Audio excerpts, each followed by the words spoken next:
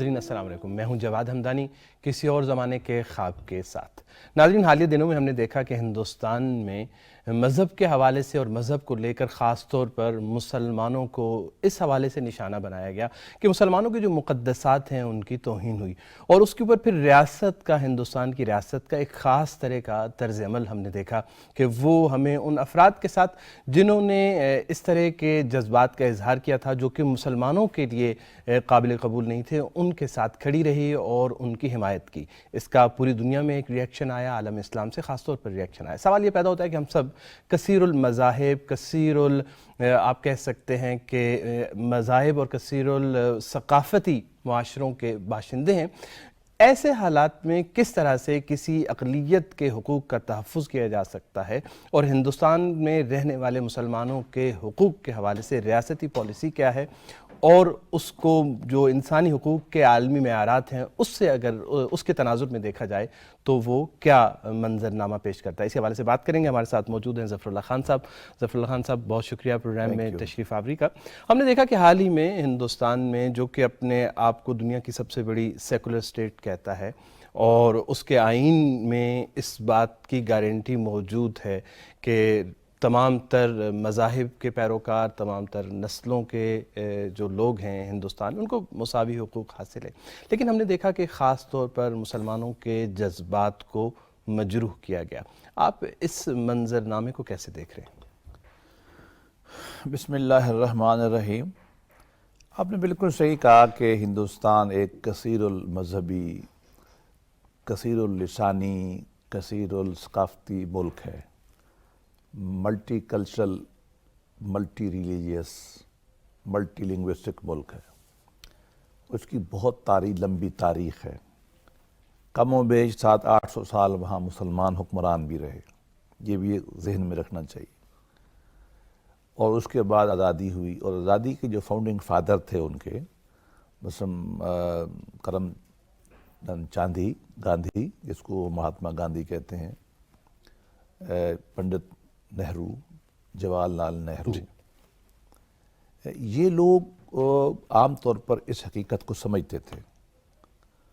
وہاں ایک سٹریم ایسی بھی تھی جس میں پٹیل تھے، اور جس کے آج کل نمائندہ یہ مودی ہیں۔ یہ لوگ اس وقت بھی سخت تھے مسلمانوں کے بارے میں، آج بھی بڑے سخت ہیں۔ 1.25 ارب کے قریب لوگ رہتے ہیں وہاں ہندوستان میں، اور اندازاً 20% کے قریب مسلمان ہیں۔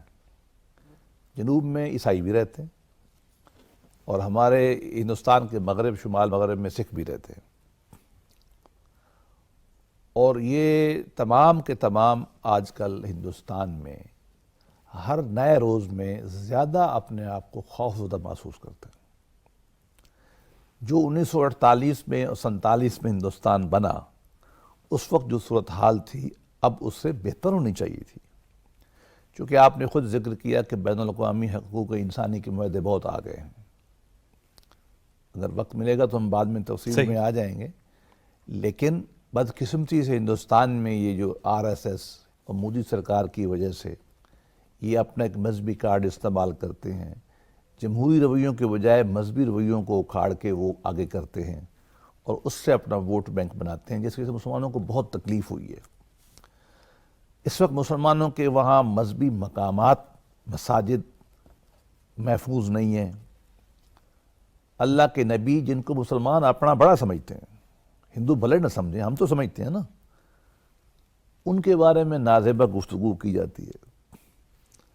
ہمارے دیگر جو تاریخی اشخاص ہیں، جو ایک مقدس ہستیاں ہیں ہمارے نزدیک، ان کے بارے میں نازیبہ الفاظ استعمال کیے جاتے ہیں۔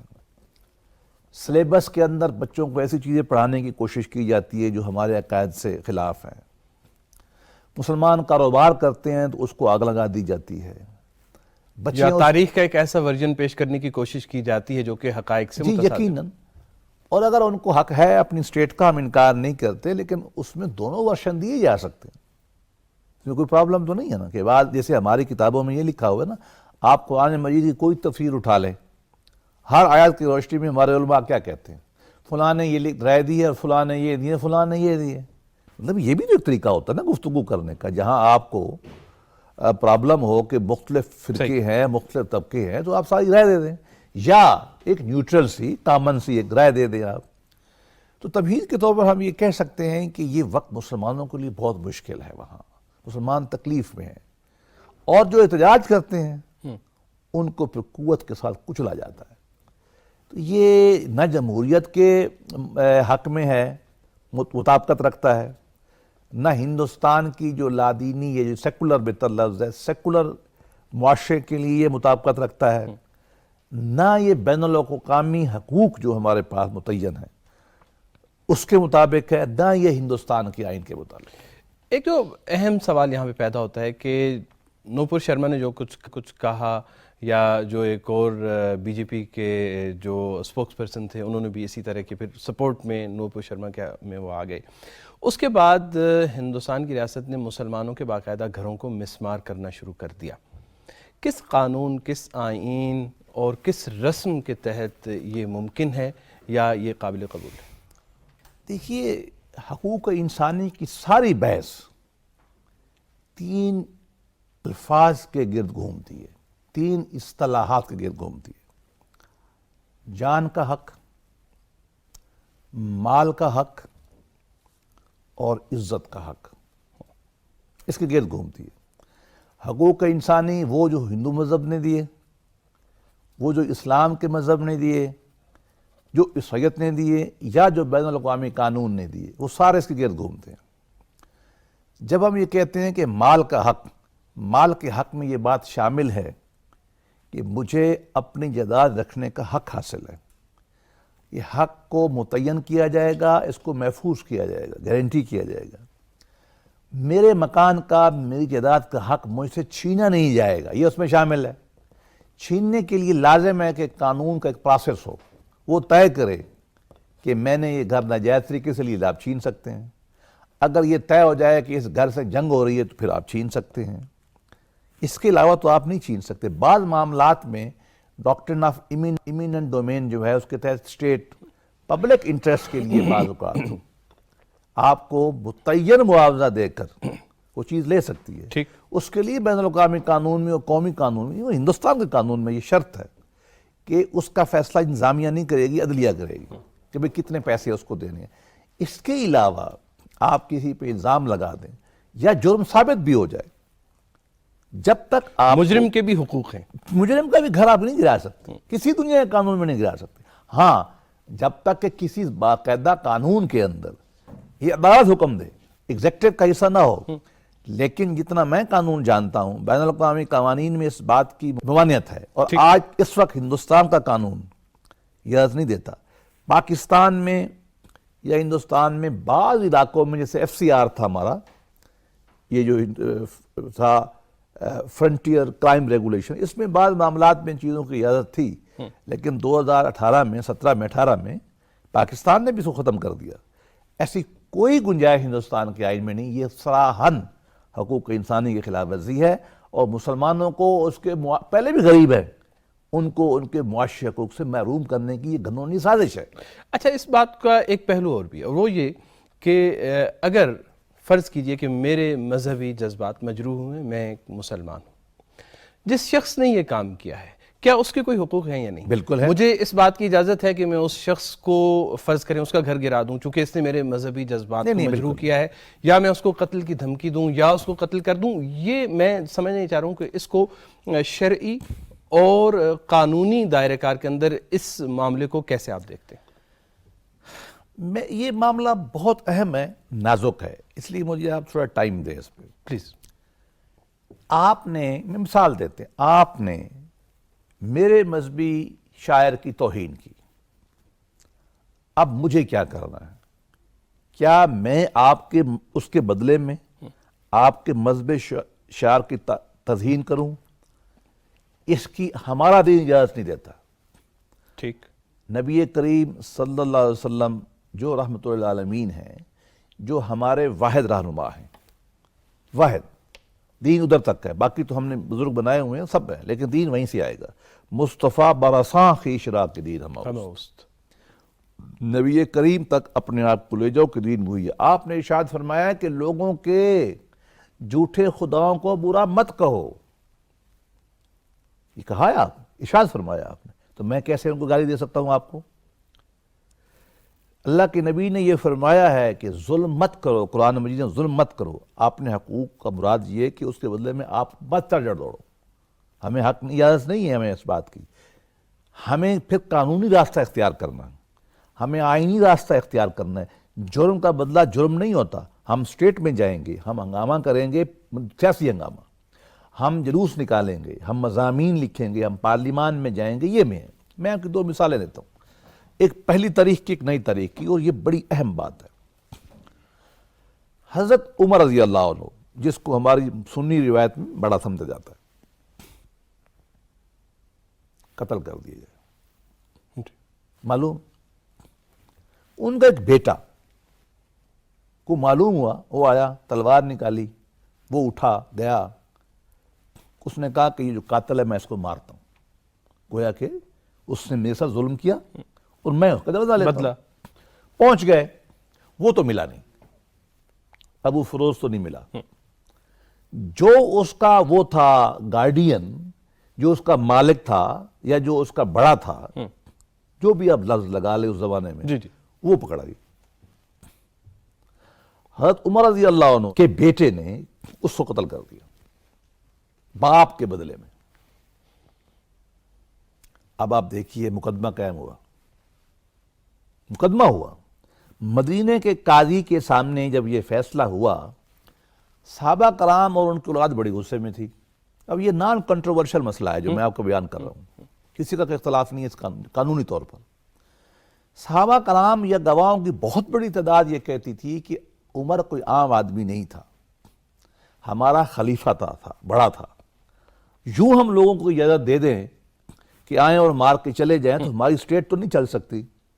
ایک تو پولیٹیکل آرگومنٹ تھا، ایموشنل آرگومنٹ بھی تھا، بھئی ہمارا بڑا ایرانیوں نے فلانے کیسے مار دیا اس کو وغیرہ وغیرہ.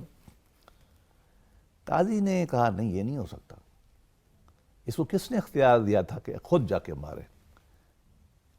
اس کو انہوں نے سزا سنا دی. جھگڑا کھڑا ہو گیا. مسلمان، آپ خود اندازہ کریں، مسلمانوں میں جذبات تھے، وہ فیصلے بھی وہ جلدی ہوتے تھے. یہ تو نہیں نا کہ سال بعد جذبات ٹھنڈے ہو گئے. ہوا کیا؟ اپیل ہوئی حضرت عثمان رضی اللہ عنہ کے سامنے. اب دیکھیے دونوں طرف کے لوگ پیش ہوئے، شدید باتیں کی گئیں کہ بالکل ٹھیک کیا ہے اس نے، بالکل ٹھیک کیا ہے، ٹھیک مارا ہے. حضرت عثمان نے کہا میں تو یہ نہیں کر سکتا، مجھے قرآن اور حدیث نے یہ اجازت نہیں دی ہے کہ میں اپنے شہریوں کو کہوں کہ اپنے قانون اپنے ہاتھ میں لیں، ہم اس کو سزا دیں گے. سزا دی گئی. یہ مسئلہ پیدا ہوا کہ اس کو قتل کرنا ہے یا اس کو کوئی دیت لے کے. یہ بعد میں طے کیا گیا کہ یہ دیکھیں اسلامی قانون میں دونوں باتیں نا، دیت بھی ہے، وہ ایکول سزا ہے نا، جی جی، کمپنسیشن فائنینشیل جو بھی سسٹم میں ہے. انہوں نے کہا ہم اس کو معاف تو نہیں کر سکتے، یہ کنوکٹ رہے گا، یہ مجرم رہے گا. ہاں چونکہ اس نے جذبات میں مارا ہے، بیٹا تھا، میٹیگیشن کرتے ہوئے جو قانون میں اجازت ہوتی، ہم اس کا خون بہا دیں گے، بلڈ منی دیں گے. مجھے یہ بتائیے اس سے بڑا تو نہیں ظلم ہو سکتا مسلمانوں کے ساتھ کہ ان کے خلیفہ کو مار دیا جائے. بالکل ایسا. اور ایک خلیفہ بیٹھا ہوا دوسرا کہتا ہے میں اس کو اجازت نہیں دے سکتا کہ اپنے قانون ہاتھ میں لے. سزا دی اس کو. ہمارے لیے کیا سبق ہے؟ ہم قانون ہاتھ میں نہیں لیں، ہم ان کے برابر کے ظالم ہو جائیں گے. قرآن ہمیں منع کرتا ہے. ایک میں آپ کو بڑی خوبصورت سی عہد حاضر کی مثال دوں. ہم میں سے ہر ایک نے فلم دیکھی ہوگی لائن آف دا ڈیزرٹ، عمر مختار کی. پچھلی صدی کی ابتدا میں جب اٹالین نے لیبیا پہ حملہ کر کے قبضہ کر لیا، وہاں کے مسلمانوں نے ریزسٹنس کی، لڑے ان کے خلاف. ان کی قیادت کر رہے تھے کہ شیخ ادریس کا جو خاندان تھا، شاذلی صوفی تھے. ان کا جو کمانڈر ان چیف تھا نا آرمی کا، اس کا نام عمر مختار تھا. بہت خوبصورت فلم بنی ہے ہالی ووڈ میں، سب نے دیکھی ہوئی ہے. اور میں سب سے عرض کروں گا کہ وہ فلم ضرور دیکھیں. بنائی تو انگریزوں نے ہے، اینتھونی کوئن نے. کمال کی فلم ہے، صاف ستھری فلم ہے جو کلاس روم میں دکھانی چاہیے. ہم اسلامی یونیورسٹی میں جب میں پروفیسر تھا تو ہم اپنے بچوں کو دکھاتے تھے. بڑی موٹیویٹنگ مسلمانوں کے لیے فلم ہے. ایک جگہ اٹالین آتے ہیں، وہ ایک شہر کو آگ لگا دیتے ہیں، گاؤں کو تباہ کر دیتے ہیں. اب مسلمانوں میں بڑا غصہ ہے کہ ہم اس کے بدلے میں ان کو آگ لگاتے ہیں. وہ اپنے امیر کے پاس جاتے ہیں, عمر مختار کے پاس, اور اس سے وہ کہتے ہیں کہ یا امیر, ہمارا فلاں گاؤں جو ہے اٹیلیوں نے حملہ کر کے جلا دیے, آپ ہمیں اجازت دیں ہم ان کی فوج کی چھاؤنی کو آگ لگا دیتے ہیں, یا فلاں علاقے میں ان کی سیٹلمنٹ ہے, ان کی آبادی ہے, ہم اس کو آگ لگا دیتے ہیں. وہ کہتے ہیں نہیں. بڑی بحث ہوتی ہے, مسلمان جذبات میں ہیں, بھئی ہمارے بچے جل گئے, ہمارا خاندان جل گیا, آپ کیسے یاد نہیں دیتے؟ ہم آگ کا بدلہ آگ لگائیں گے, انہوں نے ہمیں آگ لگائی, ہم آگ لگائیں گے. عمر مختار بڑے ٹھنڈے دل سے ایک فقرہ کہتا ہے, بس وہ فقرہ میں سننے والا ہے. کہتا ہے میں اب حکم اپنے آقا نبی کریم صلی اللہ علیہ وسلم سے لیتا ہوں, میں اپنا حکم اٹیلین سے نہیں لیتا. اگر اٹیلین نے آگ لگائی اور میں بھی آگ لگا دوں تو میں اٹیلین کا فالوور بن جاؤں گا. میرے نبی نے یہ کہا ہے کہ آپ بستیوں کو آگ نہیں لگا سکتے جنگ. ہمیں بھی یہی سوچنا ہے. ہم پہ لاکھ ظلم ہو, رد عمل میں ہم صرف وہ کام کریں گے جس کی ہمیں اللہ اور اللہ کے نبی نے اجازت دی. بس یہاں پہ جو ایک سوال پیدا ہوتا ہے وہ یہ ہے کہ اب بھارت کی اسٹیٹ, وہاں کا قانون یا جو بھی ریاست ہے وہ تو نوپور شرما کے ساتھ کھڑی ہو گئی. وہاں پر موجود مسلمانوں کے پاس جن کے جذبات مجروح ہوئے ہیں, بلکہ جذبات تو عالم اسلام میں, پورے عالم اسلام جی میں ہم مسلمانوں بیٹھے کے بات مجروح کر ہوئے رہے ہیں. بالکل جی ہاں. ایسے ہی کیا راستہ ہے, جواب کیا ہونا چاہیے؟ جی ٹھیک ہے. ایک بات تو طے ہے نا کہ راستے صرف وہ اختیار کریں گے جو ہمیں اللہ کے نبی نے کہے. جیسے عمر مختار نے آپ کو بتا دیا کیا ہمارے پاس راستے ہیں. دیکھیں دو باتیں ہمیں دیکھنی پڑیں گی. سب سے پہلے یہ دیکھنا پڑے گا کہ وہ کون سے راستے جو ہمیں قرآن حدیث دیتا ہے, اور دوسرے کون سے راستے جو مسلمانوں کے لیے مزید نقصان دہ ہو جائیں گے. جی یہ بھی تو سوچنا ہے نا. بالکل. حکمت کا تقاضا کیا ہے؟ اب آئیے, ہم مضامین لکھ سکتے ہیں, ہم تقاریر کر سکتے ہیں, ہم جلوس نکال سکتے ہیں, ہم ڈرامے بنا سکتے ہیں, ہم پارلیمان میں ہمارا جو ریپرزنٹیٹو ہے مسلمانوں کے وہ وہاں موشن لا سکتے ہیں, ججمنٹ موشن لا سکتے ہیں, شور مچا سکتے ہیں. ملک کے اندر جو حقوق انسانی کی تنظیمیں ہم ان تک بات کر سکتے ہیں, بین الاقوامی جو فورم ہے ہم وہاں اٹھا سکتے ہیں. ٹھیک. جب ووٹ دینے کا وقت آتا ہے ہم ان کینڈیڈیٹ کو آگے کریں چاہے کسی پارٹی کے نہیں ہیں, جو بھلے لوگ ہیں, جو ہمارے بارے میں اچھی رائے رکھیں گے. ٹھیک. جہاں مسلمانوں کی اکثریت ہے وہاں ان لوگوں کو ہم کھڑا کریں, ان کو ہم ووٹ دیں جو جاندار ہوں, آگے جا کے ہمارے بارے میں لڑیں.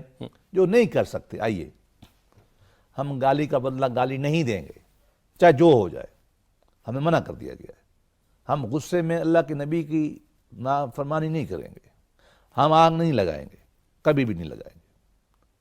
ہم اپنے مذہب کی توہین کے بدلے میں ان کے مذہب کی توہین نہیں کریں گے.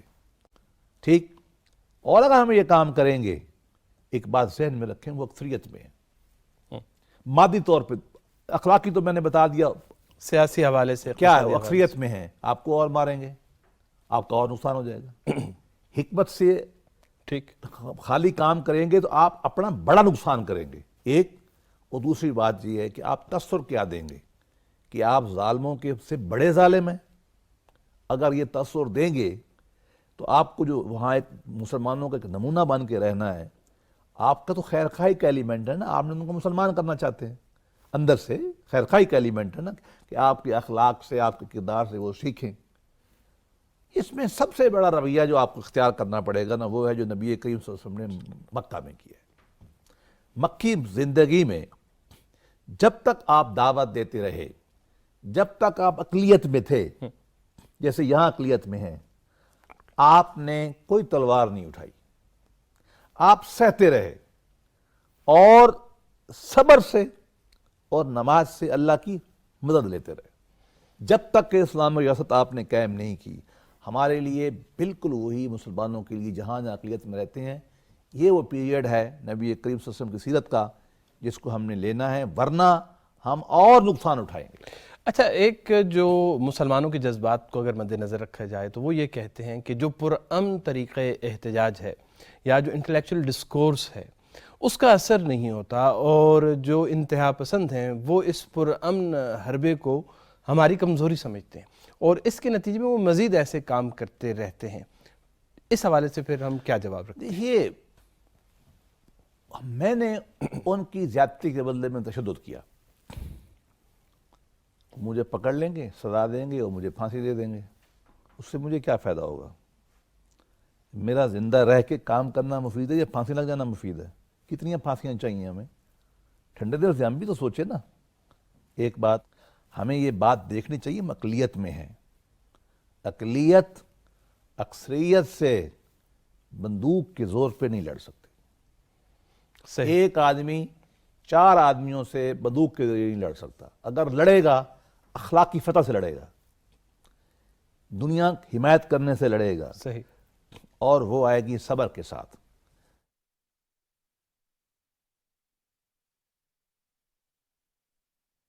اللہ اکبر، اللہ اکبر، اللہ اکبر، اللہ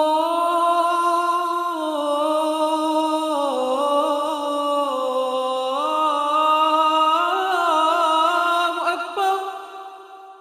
اشہد ان لا الہ الا اللہ،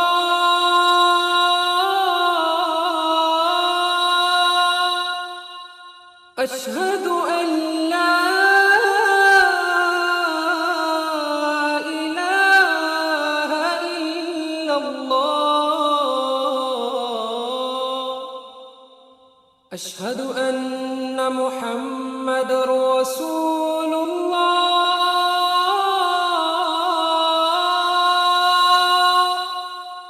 اشہد ان محمد رسول اللہ.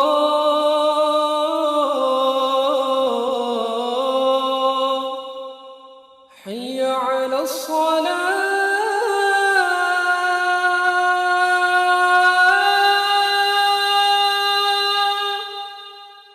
حی علی الصلاة،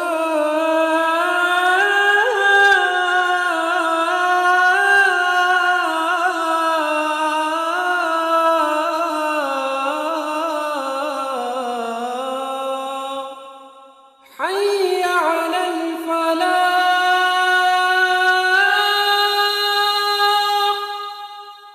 حی علی الفلاح.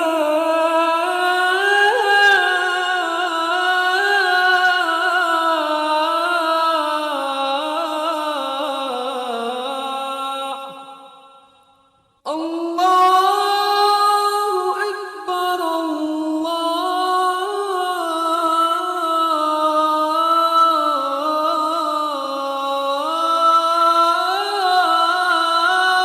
اکبر. لا الہ الا اللہ.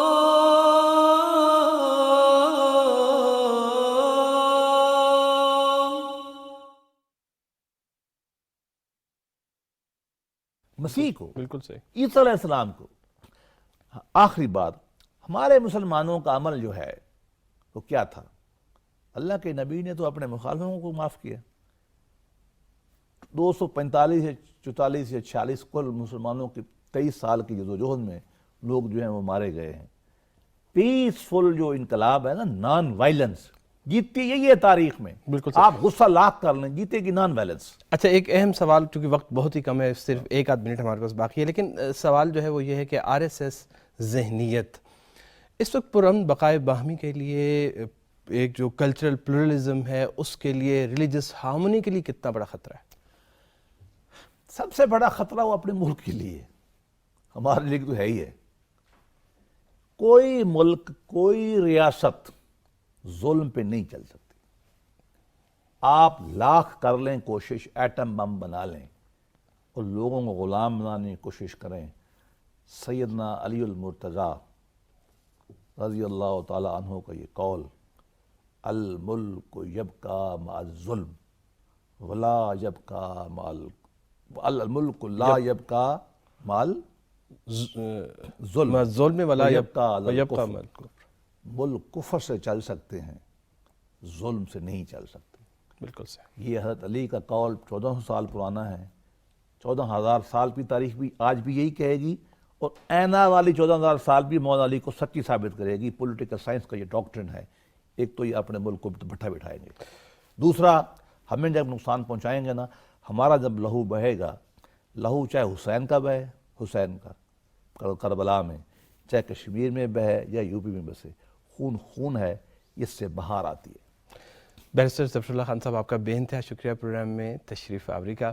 ناظرین، اس کے ساتھ ہی ہم اس گفتگو کو یہاں پہ ختم کرتے ہیں اور اگلے ہفتے ایک نئے موضوع کے ساتھ آپ کی خدمت میں حاضر ہوں گے. تب تک جواد ہمدانی کو اجازت دیجیے. خدا حافظ.